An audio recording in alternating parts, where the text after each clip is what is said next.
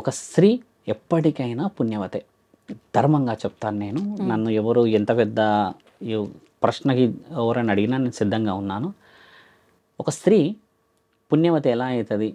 ఒక స్త్రీ నెలసరి ఋతుచక్రం మూసినప్పుడు అపవిత్రాలు ఎలా అవుతుంది చెప్తే, వెరీ సింపుల్ లాంగ్వేజ్ చెప్పాలంటే 5 రోజుల రక్తస్రావం కనబడింది కాబట్టి మనం ఆవిడకు ఉంది కాబట్టి ఆవిడ అపవిత్రం అవుతుంది అని చెప్తాం. ఎందుకంటే అక్కడ కొన్ని జీవరాశులు అక్కడ పుడతాయి, అండాలు అంటారు స్త్రీలకి. అవి పుట్టి చనిపోవడం చేత బ్లీడింగ్ అవుతుంది.